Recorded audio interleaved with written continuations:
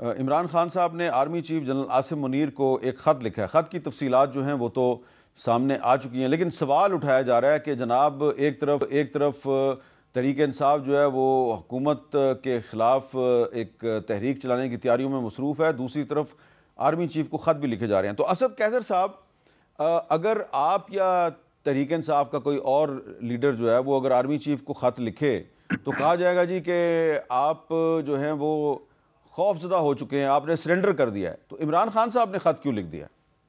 دیکھیں، اس وقت تو آپ کو پتہ ہے کہ ہم نے ان کے ساتھ مذاکرات کی، کوئی نتیجہ نہیں رکھا. ہم ان کے ساتھ بیٹھے، ان کے پاس اتنا اختیار بھی نہیں ہے کہ ہماری ملاقات بھی کروا سکے.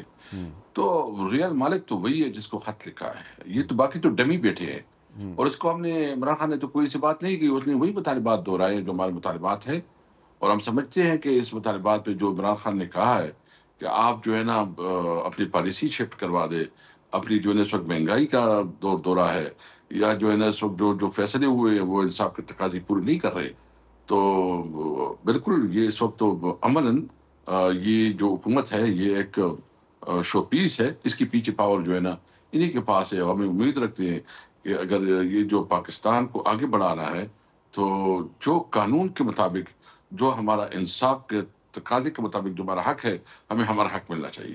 اچھا اور ہم اسد چاہتے ہیں کہ دیکھیں فوج جو ہماری ہے، جی ہم فوج کو کسی صورت میں فوج کے ساتھ جو ہے نا تنازعات نہیں بڑھانا چاہتے.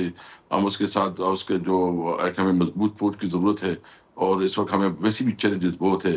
ہم چاہتے ہیں کہ فوج جو ہے نا وہ غیر اچھا متنازع ہو. اسد قیصر سیاست سے صاحب، یہ جو باہر آپ بات کر رہے ہیں کہ فوج جو ہے وہ ہمارا ایک قومی ادارہ ہے، فوج کے ساتھ ہماری کوئی لڑائی نہیں ہے، صرف جو پالیسیاں ہیں اس پہ آپ کا اختلاف ہے. یہی بات جنید اکبر صاحب نے بھی کی اور اب یہی بات عمران خان صاحب بھی کر رہے ہیں. تو یہ آپ کے خیال میں یہ کوئی آپ کی پالیسی میں تبدیلی آئی ہے؟ کیونکہ ایک طرف جو تحریک انصاف کا جو سوشل میڈیا ہے، اور خاص طور پہ جو عمران خان صاحب کا جو ایکس پہ جو اکاؤنٹ ہے، وہاں سے تو یحییٰ خان سے تشبیہ دی جاتی ہے اور کہا جاتا ہے جی 1971 میں جو ہوا اس کے بارے میں حمود الرحمان کمیشن کی رپورٹ پڑھی جائے. ایک طرف تو وہ باتیں ہیں اور دوسری طرف اب آرمی چیف کو خط لکھے جا رہے ہیں. آپ کے خیال میں اس سے آپ کا ورکر کنفیوز نہیں ہوگا؟ نہیں، کنفیوژن تو اس لیے نہیں ہے کہ ہمیں پتہ ہے کہ اختیار کدھر ہے، اتھارٹی کدھر ہے. اچھا. دیکھو، اس کو ایڈریس بھی کرنا پڑے گا. ہاں اور یہ ریئلائزیشن ہے، عوام میں بھی ریئلائزیشن. مطلب کسی، آپ جہاں بھی جائے جس سے پوچھو تو سب کو پتہ ہے کہ اختیار کدھر ہے، اتھارٹی کدھر ہے، اور کون کیا ہے. تو اس لیے یہ ایک تلخ حقیقت ہے کہ اس وقت ان کے پاس اختیار ہے. اور ہمیں سمجھنا چاہیے کہ جو جس کا کام ہے اس کو وہ کام سمجھے. اچھا، یہ جو آپ نے بھی کہا اور عمران خان صاحب کے خط میں بھی یہ بات موجود ہے کہ فوج ہمارا قومی ادارہ ہے، ہماری فوج سے کوئی لڑائی نہیں ہے.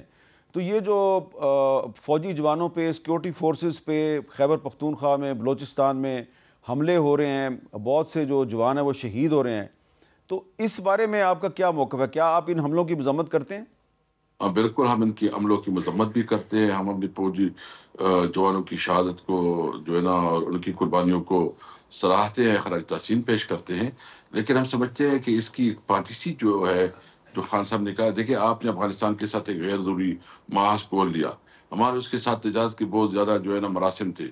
ٹریڈ ہمارا جو ہے نا، جو ہمارے یہ بیلٹ ہے پختون بیلٹ، اس کا زیادہ تر ٹریڈ جو ہے نا افغانستان کے ساتھ ہوتا ہے. اور ہم نے ہماری حکومت میں ایک اضافی ہم نے ایک شک ڈالا جو پاک افغان ٹرانزٹ ٹریڈ ہے، کہ ہمارا سینٹرل ایشیا تک ہمیں ایکسس ملے، ہمارا ٹرانسپورٹ چلے جائے. وہ شروع ہو گیا تھا. تو ہماری یہ، اگر ہمارا یہ پشتون بیلٹ اگر آپ افغانستان میں ہمیں ٹریڈ کا موقع دے، آپ سینٹرل ایشیا کے ساتھ دے، رشین اسٹیٹ کے ساتھ دے، تو یہ بیلٹ میں خوشحالی آئے گی، روزگار آئے گا. اور یہ لوگ جو ہے نا، نفرتیں ختم ہو جائے گی، ایکسٹریمزم جو ہے نا کمزور ہو جائے گا، اور لوگ مطلب ایک امید پیدا ہو جائے گی. آپ جو روزگار بند کرتے ہیں، آپ جو نا ایگو اور انا کی بنیاد پر ساری پالیسیاں بناتے ہیں.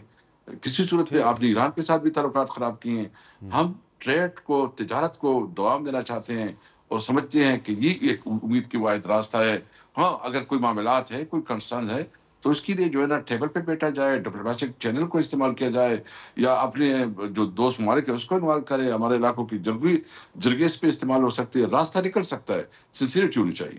اچھا، اب ہم آخر میں کچھ حقائق جو ہیں وہ عوام کے سامنے لانا چاہتے ہیں. بات ہو رہی ہے جی بلوچستان کے حالات بڑے خراب ہیں، خیبر پختونخوا کے حالات بڑے خراب ہیں، لیکن آپ کو ہم بتاتے ہیں کہ اسلام آباد میں کیا حالات ہیں، اور اسلام آباد کی جو پولیس کے افسران ہیں وہ کس قسم کے اعلانات آج کل لاؤڈ سپیکر پہ کر رہے ہیں۔ ذرا دیکھیے کہ اسلام آباد پولیس کے ایک افسر جو ہیں وہ بسنت کے حوالے سے ایک اعلان کر رہے ہیں، لیکن ان کی ذرا زبان دیکھیے وہ کیا زبان استعمال کر رہے ہیں۔ پوری اعلان سن لو، اشفاق ولایت ایس ایچ او سیکریٹریٹ بول رہا ہوں، اپنے بچوں کو منع کر دیں، یہ کوئی بھی پتنگ بازی نہیں کرے گا، یہ خونی کھیل ہے جس سے کسی کی بھی جان ضائع ہو سکتی ہے۔ اگر کسی کا بچہ پتنگ بازی کرتا ہوا پکڑا گیا اس کے باپ پر پرچہ دوں گا اور روڈ کے درمیان اس کو جوتے ماروں گا اور اس کا گھر بھی ڈیمالش کروں گا۔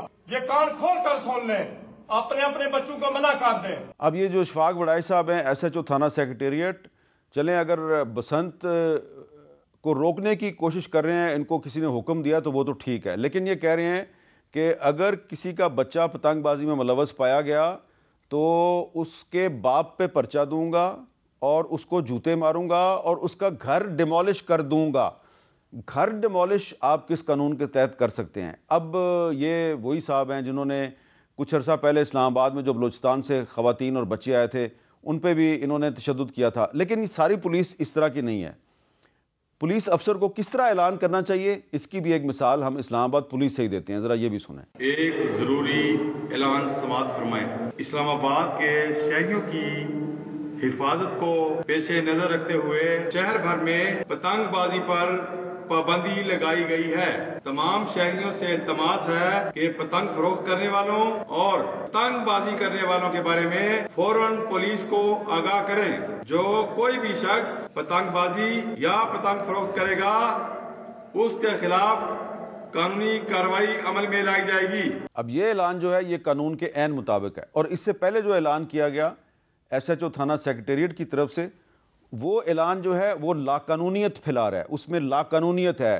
میں تمہارے باپ پہ پرچہ کروں گا، جوتے ماروں گا، تمہارا گھر ڈیمولش کروں گا۔ یہ جو گھر ڈیمولش کرنے کی مینٹیلٹی ہے نا، یہ کہاں سے آئی ہے؟ یہ انڈیا میں جو بی جے پی کی حکومت ہے وہ مختلف شہروں میں مسلمانوں کے گھر ڈیمولش کر رہی ہے، مسمار کر رہی ہے۔